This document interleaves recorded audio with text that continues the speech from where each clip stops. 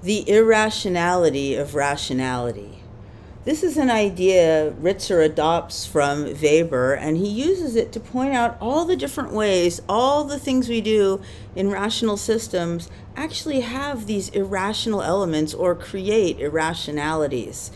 And what it's all fundamentally about is when you're privileging the system over people, it's never going to work that well for the people within it.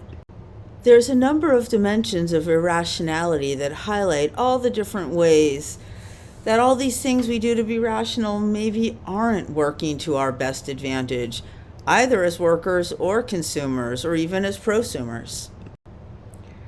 A good example of this is thinking about for whom is the system efficient?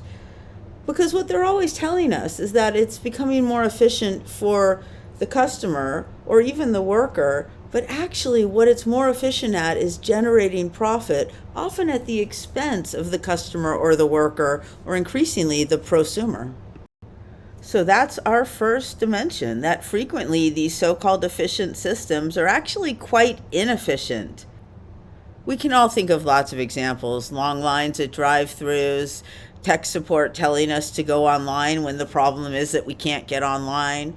There's lots of ways that we discover that supposed efficient systems aren't really working to our benefit. We all know what false friendliness is. It's those scripted interactions that employees are expected to have and customers are expected to perform or risk being put on the internet. The problem is we're people. We have bad days. We have triggers. We misunderstand each other. At the same time, sometimes we show compassion. We exhibit kindness. We exhibit genuine care about our fellow human being. And some kind of environments encourage one and others the other.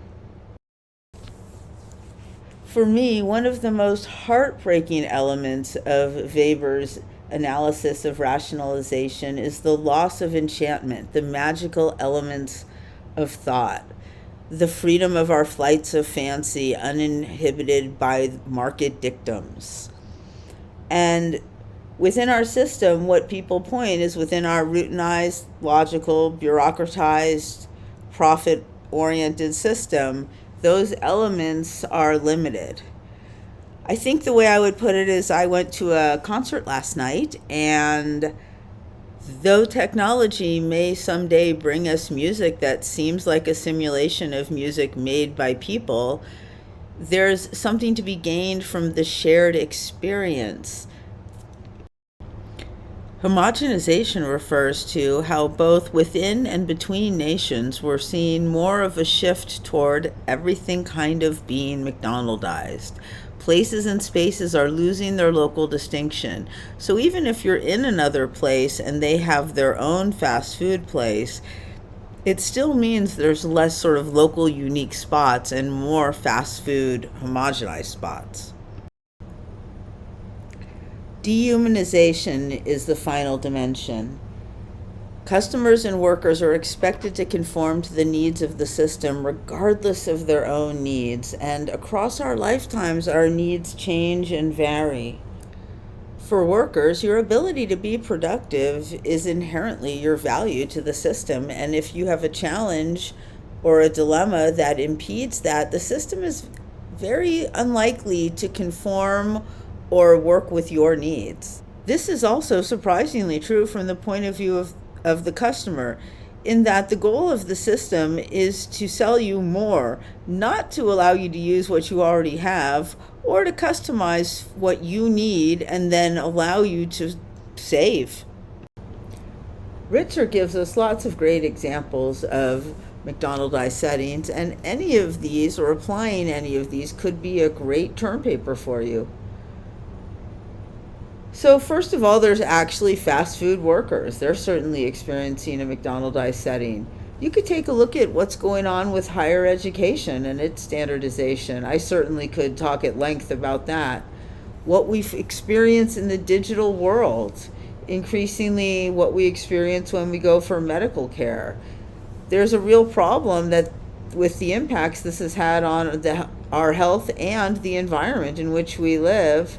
And you might even want to take a look at maybe the industry of death. There was the video that was assigned as well. This might help you come up with a topic for your paper. How do we deal with the iron cage? Well, some people don't see it as an iron cage. They see it more as a velvet cage. That too many choices can be difficult, and they like the predictability in their lives. Ultimately, they see themselves as fairly comfortable, and it's not really that bad. Others see it as a rubber cage where you can stretch the bars and escape. You can find ways to make your life less McDonaldized.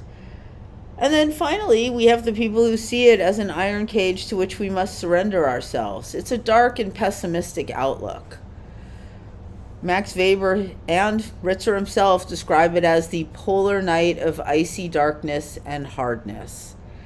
But any way it goes, I think we can all see how the more relative privilege someone has, the more they're able to escape from the McDonaldized aspects of the world, and the less relative privilege someone has, the more they're subject to them.